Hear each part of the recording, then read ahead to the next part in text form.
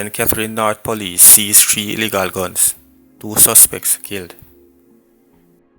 The St. Catherine North Police say they have seized 3 more illegal guns as part of their ongoing crackdown on criminal activities in Spanish Town and adjoining communities in the division. The firearms, along with 50 rounds of ammunition, were seized on the weekend. 2 of the firearms were seized following the fatal shooting of 2 suspects during reported confrontation with the police. This was disclosed by head of the division, Superintendent Hampton Nicholson, during a press briefing on Monday afternoon. The first one was on Saturday, November 9. Shortly after midnight along Job's Lane, a man attacked police officers who were in plain clothes with a firearm. The police officers immediately took evasive action and the man was shot and injured. A 9mm pistol loaded with 10 rounds was seized from this man. He was transported to the hospital where he was pronounced dead. Now, it is to be noted that this man was seen by the police in the Old Harbour space on Friday morning, sometime after 9 a.m., where it appeared as if he was a laborer doing construction in one of the housing schemes. Elderly man injured in Maxfield Avenue shooting. An elderly man was injured in a gun attack on Maxfield Avenue, St. Andrew, earlier this morning. According to reports, gunshot rang out shortly after 7 p.m., causing bystanders to scatter for safety. Gunmen reportedly opened fire on patrons gathered at a local shop and bar in the area. Following the attack, the injured man was promptly transported to the hospital for treatment. The St. Andrew South Police have since launched an investigation into the incident. Increased rainfall expected Tuesday into Wednesday due to tropical wave. A slow-moving tropical wave that is currently impacting weather across Hispaniola is expected to move across Jamaica Tuesday into Wednesday and is forecast to impact weather conditions over the island during this period. The Meteorological Service of Jamaica Met Service says the projections are for cloudy conditions with periods of showers and thunderstorms, which may be heavy at times, to affect sections of most parishes, especially southern and northeastern parishes beginning Tuesday morning through to Wednesday evening.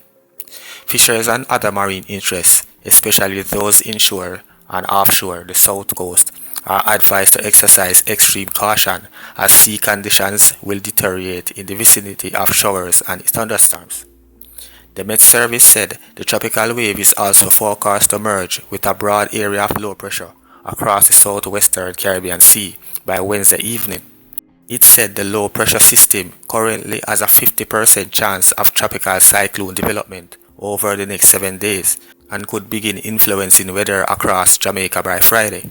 The Meteorological Service will be closely monitoring this system for further development. Footpath erected in McLaughlin, St. Andrew following road collapse. Residents of McLaughlin in Mount Prospect, West Rural St. Andrew, who were marooned after a section of the road in their community collapsed, have resorted to using a temporary footpath for entry and exit. Speaking with the news, Member of Parliament Juliet Cuthbert Flynn said the pathway is not ideal for any type of commute, but is the only available route.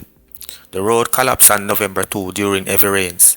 Mrs. Cuthbert Flynn says she has since procured marl for the road to make the trek easier.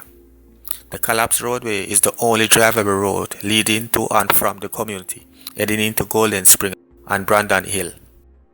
Still raining every day, and so nothing has really changed except NWC came into the community the day after and began laying pipes so that the residents could be connected to water supply. But as far as anything else, we're still awaiting the NWC technical team to really come back after their assessment to really make a definitive on as far as what is going to be done. I've not received any reports just yet, and I think they have to really quantify the damage. What is going to be the alternate route, if there's any that was identified? Because again, as you know, where the landslide took place, houses are meters away from there. Are they going to encroach on somebody else's property? So I think a lot of things would have to go into this assessment.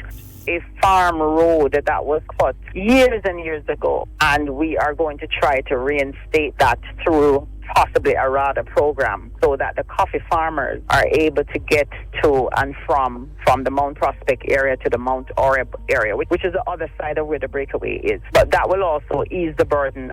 It's a longer route down into the Brandon Hill area, so we still will have to look to see exactly what we're going to do. PNP accuses government of deflecting blame for societal ills. The parliamentary opposition accusing the Andrew Holness-led administration of seeking to deflect the blame to the poor state of the economy.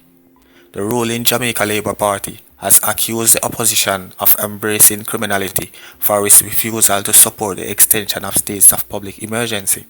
The JLP has also accused the People's National Party of ignoring the successes of the Holness administration. But speaking at a mass meeting in East Portland on Sunday night, PNP General Secretary Dr. Nathan Campbell said the government must admit that the country is facing an economic crisis and a breakdown in law and order. Based on this government, you mustn't blame them for anything walk on, even though they have been in power for 9 years. Everything that is wrong, them say don't blame us. After giving themselves 300% increase in salary, them said don't blame us for the bad roads. After giving themselves 300% after 9 years, them said don't blame us for the high crime. After 9 years and 300%, them said don't blame us for the high cost of living. After 9 years and 300%, they said don't blame us for the education crisis. After 9 long years and 300%,